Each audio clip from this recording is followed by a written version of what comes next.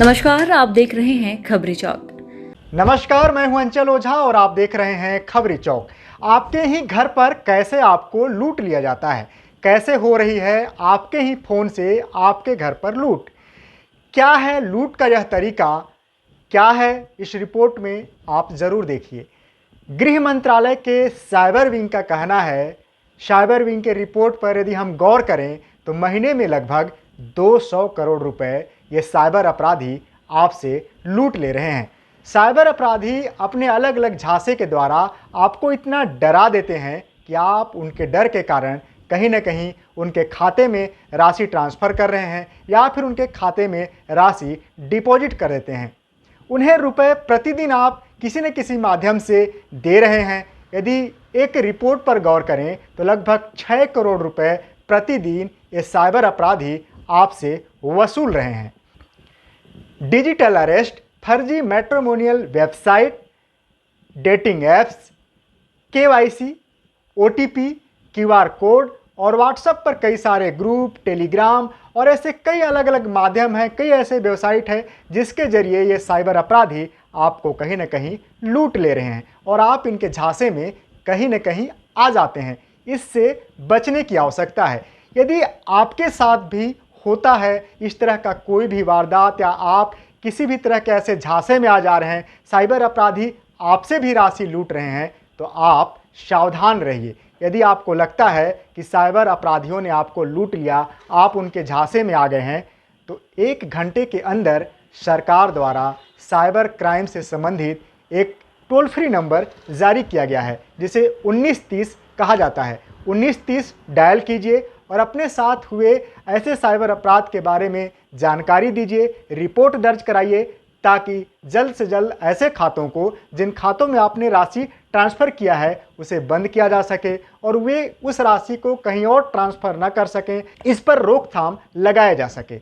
हम आपको बता दें कि डिजिटल अरेस्ट जैसे मामलों के लिए कानून में कोई स्पष्ट प्रावधान नहीं है।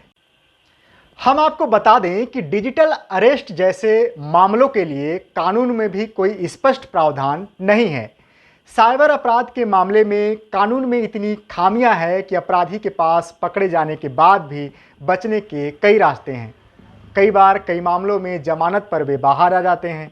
साथ ही कई ऐसे हथियार हैं जिसके माध्यम से यह साबित भी नहीं हो पाता है कि उन्होंने किस तरीके से क्राइम को अंजाम दिया। यही कारण है कि साइबर अपराधी जानबूझकर ऐसे वारदात करते हैं और वे ऐसे वारदात को करने से डरते भी नहीं हैं। इसलिए हमारी यही समझाइश है कि आप सरकार द्वारा बनाए गए टोल फ्री नंबर 1930 का उपयोग कीजिए। साथ ही साथ सरकार द्वारा जारी किए गए चक्षु ऐप का प्रयोग कीजिए और यदि आप साइबर ठगों से ठगे जाते हैं तो इन दोनों ही चक्षु ऐप और टोल फ्री नंबर 1930 का उपयोग करके आप काफ़ी कुछ अपने पैसे को बचा सकते हैं या फिर केस दर्ज कराकर इन अपराधियों तक पहुंच सकते हैं। किंतु आपको सावधान रहने की ज़रूरत है। ऐसे मामलों में सजग और सावधान रहें, तभी आप साइबर अपराधियों से बच सकेंगे। सतर्कता और सावधानी ही साइबर अपराधियों से बचने का एकमात्र उपाय है।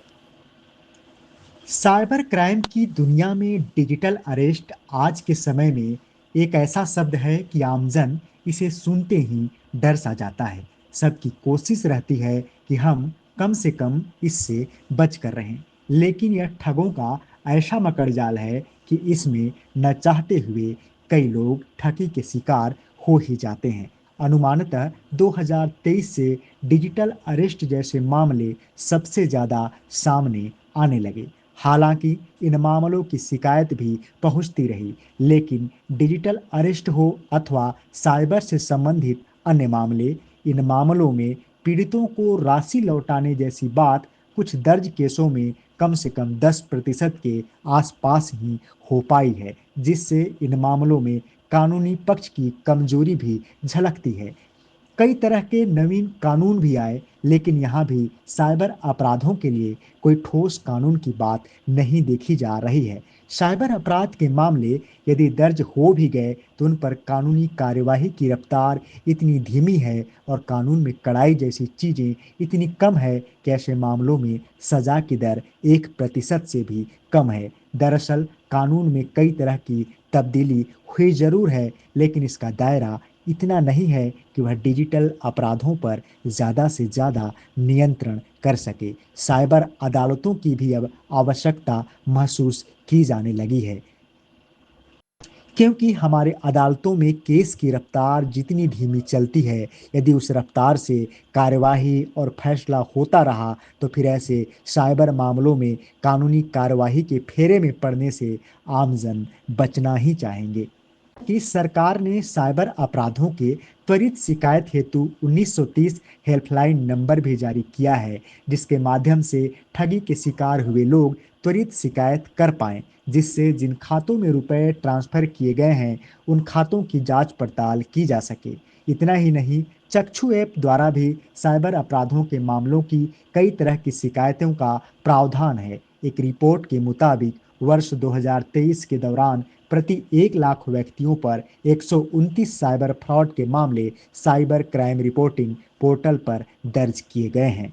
साइबर क्राइम रिपोर्टिंग पोर्टल के अनुसार अगस्त 2019 से दिसंबर 2023 तक 31 लाख साइबर फ्रॉड के मामले सामने आए, जिसमें लगभग 66,000 मामलों पर ही केस दर्ज हो पाया। साइबर अपराध के मामले नियमित तौर पर बढ़ रहे हैं, लेकिन इसके बचाव का एकमात्र विकल्प यही है कि हम सतर्कता और सावधानी बरतें।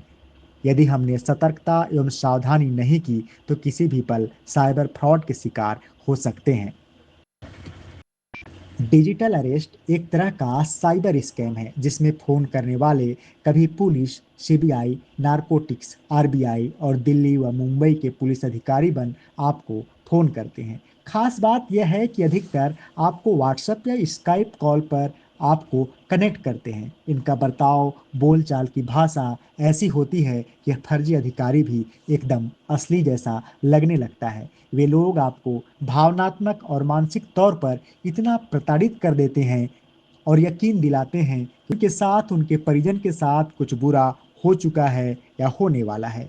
आप जब बात करते हैं तो सामने बैठा हुआ व्यक्ति पुलिस अधिकारी की वर्दी में होता है, जिससे हम में से ज़्यादातर लोग डर जाते हैं और उनके जाल में फंसते चले जाते हैं। इस तरह से डिजिटल अरेस्ट में फर्जी सरकारी अधिकारी बनकर वीडियो कॉल के माध्यम से लोगों को डरा धमकाकर उनसे बड़ी रकम वसूल लेते हैं। किंतु यदि हम सावधानी रखें और सजगता रखें तो हम बच भी सकते हैं। यदि हमारे पास ऐसे कॉल आते हैं तो हमें यह देखना है कि कोई अजनबी क्यों हमें वीडियो कॉल करेगा। दूसरी बात, +92 अंतर्राष्ट्रीय कोड से ही आप समझ जाइए कि ये एक तरह का फेक कॉल है, जिसमें किसी मामले में फंसने या परिजन के किसी मामले में पकड़े जाने की जानकारी दी जाती है। इसके अलावा धमकी देकर वीडियो कॉल पर लगातार बने रहने के लिए मजबूर किया जाता है। अपने प्लान के मुताबिक स्कैमर्स मनी लॉन्ड्रिंग, ड्रग्स का धंधा या अन्य किसी अवैध गतिविधियों का आरोप लगाते हैं। यदि ऐसा हो रहा है तो उनके कॉल को तुरंत डिस्कनेक्ट करें और इसकी जानकारी अपने परिजनों सहित नज़दीकी पुलिस स्टेशन में भी दें। हेल्पलाइन नंबर 1930 पर भी शिकायत दर्ज कर सकते हैं। इस पूरे मामले में चाहे वह साइबर क्राइम का कोई भी पैंतरा हो, आप तभी बच सकते हैं जब आप सजग रहें। किसी को कोई ओटीपी, बिना जानकारी के कोई लिंक अथवा पैन, आधार, एटीएम की डिटेल न दें और यदि ऐसा कोई करता है तो उसकी पूरी जानकारी लें। यदि बैंक का कर्मचारी बताता है तो बैंक जाकर वस्तु स्थिति स्पष्ट करें, तभी कोई जानकारी साझा करें। यदि अपने आप को पुलिस या पुलिस से संबंधित किसी अन्य विभाग का अधिकारी बताकर कॉल करता है तो नज़दीकी पुलिस थाना जाकर इसकी जानकारी दें और वहां से पूरी जानकारी हासिल करने के बाद ही किसी अनजान व्यक्ति को किसी भी तरह की कोई जानकारी दें। वीडियो कॉल में इस तरह की कोई भी जानकारी आप साझा न करें, न ही उनसे बातचीत करें। आपकी सतर्कता और सजगता ही डिजिटल अरेस्ट अथवा साइबर क्राइम के मामले में आपको बचा सकता है।